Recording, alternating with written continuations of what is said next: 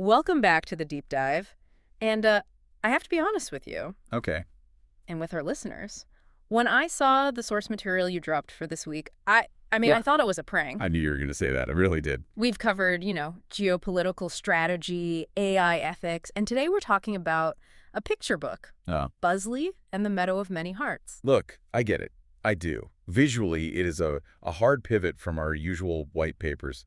But just stick with me here. Okay, I'm listening.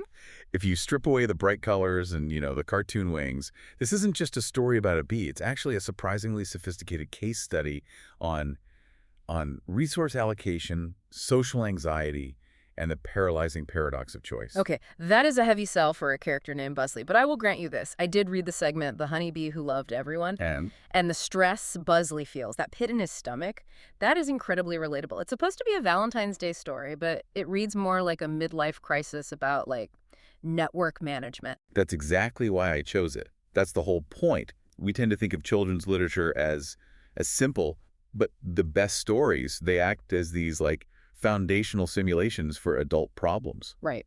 Buzzley isn't just being a bee.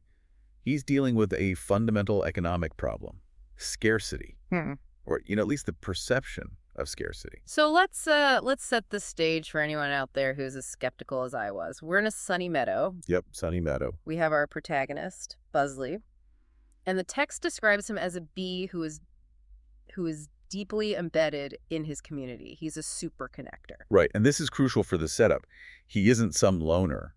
The text explicitly lists his portfolio of relationships, if you want to call it that. His portfolio, I like that. He loves the ladybugs, he loves the butterflies. Likes the flowers, of course. He even loves the grumpy old turtle. We have to pause on the grumpy old turtle. I mean, we all know this archetype. Oh, absolutely. This is the person in the office who shoots down every idea, the neighbor who, keeps your ball if it goes over the fence. And yet Buzzley includes him.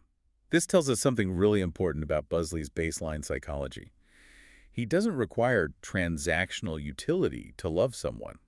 The turtle gives him nothing back. In fact, the turtle's a friction point.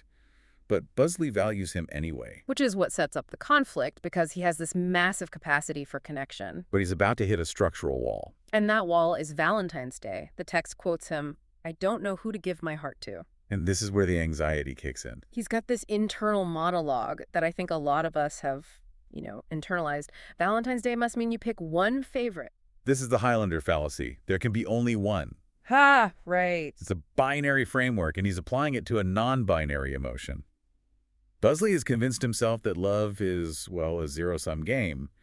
If he gives affection to the butterfly, he thinks he's subtracting it from the ladybug. It's the classic paradox of choice, isn't it? Barry Schwartz talks about this. When you have too many options, you don't feel freedom. You feel paralysis. That's a huge part of it. Yeah. Buzzley looks at his network, all these beings he cares about, and he just freezes. Because the cost of choosing feels way too high. It's more than just freezing, though. It's heavier, yeah. It's fear of betrayal. In Buzzley's mind, choosing a Valentine isn't just an act of love, it's an act of exclusion. He believes his heart, this big red prop he's carrying, is a rivalrous good. Like a physical pie. Exactly. If I eat the pie, you can't have the pie. So, okay, he tries to play by these rules he's invented. He thinks society says, pick a favorite, I'll pick a favorite. Walk us through his first attempt. Well, he goes for the obvious choice first. The flower.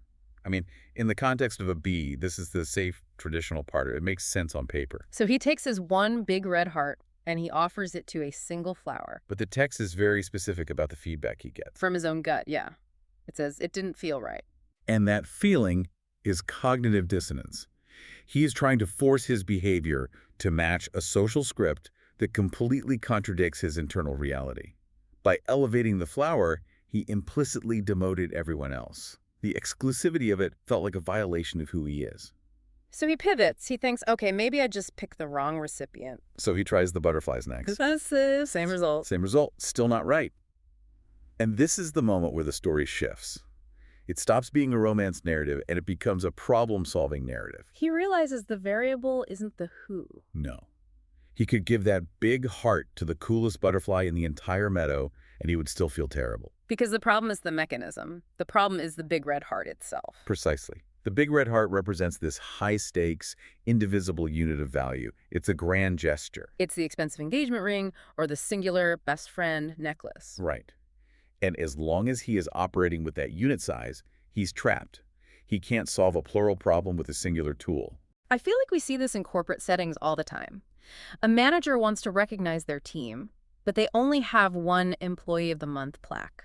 That is the perfect analogy. So they give it to one person, and instead of motivating the team, it alienates everyone else. The Employee of the Month is a scarcity model. It assumes there is only enough excellence for one person. Buzzley is stuck in that model. He thinks he only has one unit of love to spend. Until he has his big insight, he looks at the flowers again. Yes. And this is the part I really liked. He stops looking at the flower as a recipient and starts seeing it as a resource. This is the design thinking breakthrough. He creates a new supply chain. He has his aha moment. The text says he decides to make lots of tiny hearts. And what does he use? Flower petals. He uses the world around him. He changes the granularity of the affection. Granularity, that's a great way to put it. He takes the concept of the big heart, which was too heavy, too exclusive, too scarce, and he fragments it. He decentralizes it. Instead of one giant asset, he creates hundreds of micro-assets. And practically speaking, this solves his inventory problem. Suddenly, he goes from having one heart to having enough for literally everyone. And look at the difference in his behavior. When he had the big heart, he was paralyzed. He was hoarding it. The second he switches to the petals, the tiny hearts, he becomes a dispersion machine. He's just flying around, handing them out. The friction is gone. Totally gone. And this changes the vibe of the whole meadow almost immediately. The text says it sparkled with happy smiles, which, is a cute image. But from a social dynamics perspective, what actually just happened? He saturated the market. In the old model, the scarcity model, everyone is competing for the big heart. You're wondering, does Buzzley like me best? Am I the favorite? Which breeds insecurity, competition. Exactly. By flooding the zone with petals, he removes the competition. He signals to the entire network, you are all seen. You are all included. But, and this is the part I really want to drill down on, he doesn't get the same reaction from everyone. We have to go back to the turtle. The turtle is the stress test for this whole strategy. So Buzzley flies up to the grumpy old turtle. This is the guy who presumably would have just scoffed at the big heart anyway. Oh, for sure. Buzzley drops a little petal heart on his shell. And the reaction is, well, it's understated. The text says he smiled just a little. Just a little. I love that honesty. I really do. If the author had written that the turtle did a backflip and started singing, I would have closed the book. That's not how personalities work. Yeah. You don't cure a grumpy nature with a single flower petal. But you think that little smile is significant? I think it's the most important metric in the book. In economics, we talk about marginal utility. Okay. Think about the butterfly. The butterfly is already happy. Giving the butterfly a petal is nice, but the marginal gain in happiness is probably low. They were already at, say, an 8 out of 10. But the turtle is at a baseline of 0, or maybe -5. Exactly. The turtle is in a happiness recession. So getting him to smile just a little is a massive percentage increase. That single petal had a higher ROI return on investment with the turtle than with anyone else. It also proves that the whole granularity strategy works on difficult people. I feel like if you came at a grumpy turtle personality with a giant red heart, a huge emotional display, They would recoil. It's too much. It feels fake. it would trigger their defense mechanism. Of course. A grand gesture demands a grand response. If I give you a car, you have to freak out. You have to cry. That's a lot of pressure for a turtle. But a petal. A petal is low stakes. It demands nothing. He can smile just a little, and that's an acceptable transaction. It lowers the barrier to entry for connection. It allows the turtle to participate in the holiday without having to change his entire personality. Yes. He gets to stay grumpy, but he also gets to be loved. Which is the definition of true inclusion, isn't it? It is. Inclusion isn't we invite you, but you have to act like us. It's we invite you even though you're a hard-shelled curmudgeon. So Buzzley lands after this delivery run. He's probably exhausted, but he has this huge realization. The text sums it up for us. Valentine's Day isn't about picking one favorite. It's about sharing love in many ways. He has moved from an exclusive mindset to an abundant one. He realized love isn't a pie that gets smaller the more you slice it. It's more like, well, it's like a flame. If I use my candle to light your candle, my flame doesn't get smaller. We just have more light. The source material, it actually has a section at the end called What Kids Learn. Right. I want to go through these and kind of translate them for the adults listening, because I think we need the refresher more than the 6-year-olds do. Let's do it. Okay, first one is love can be shared. Translation. Avoid artificial scarcity. We often hoard our praise or our affection because we think it makes it more special. We think if we compliment everyone on the team, the compliments mean less. Buzzley proves that's false. Volume doesn't dilute value if the sentiment is genuine. Number 2 is inclusion. Translation for adults. Audit your network for holes. Who are the turtles in your life? Who are the people you've stopped reaching out to because it's awkward or they're difficult? The Buzzley method suggests you don't need to fix them. You just need to send a signal that they're still on the map. And the third one is friendship. The translation there is, de-escalate the stakes. Modern life is so hyper-focused on romance, with a capital R. The soulmate, the one. This puts immense pressure on a single relationship to carry everything. Buzzley diversifies.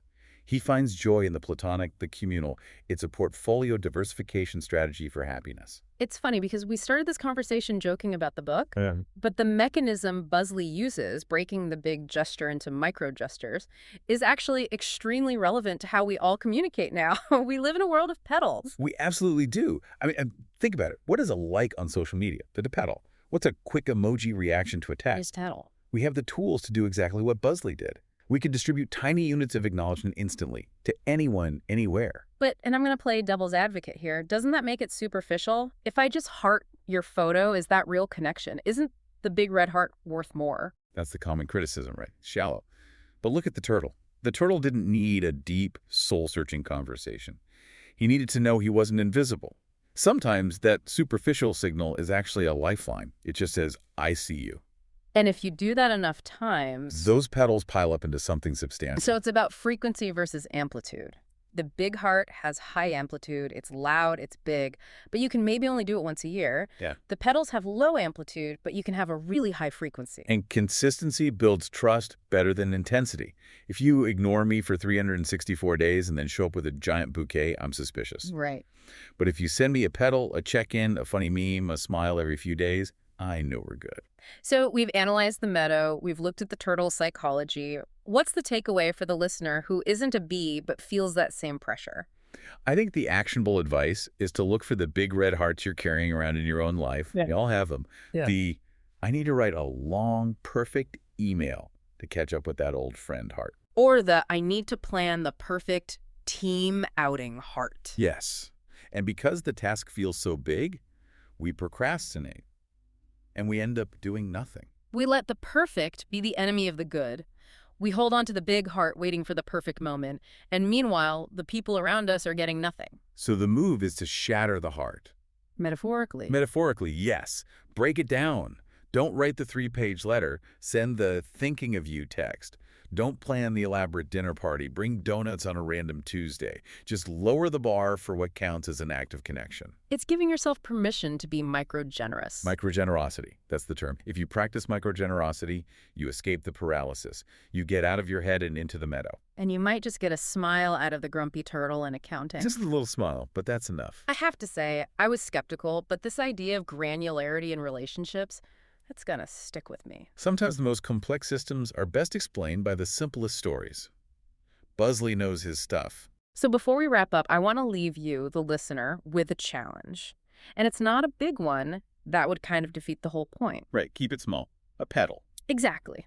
I want you to identify one turtle in your life, someone you've hesitated to reach out to because you felt like you needed a big heart reason, and just send them a petal today. A text, a meme, even just a comment, a little blip on their radar. See what happens. The return on investment might surprise you. Thanks for diving deep with us today, even into the shallow end of the library. We'll see you next time.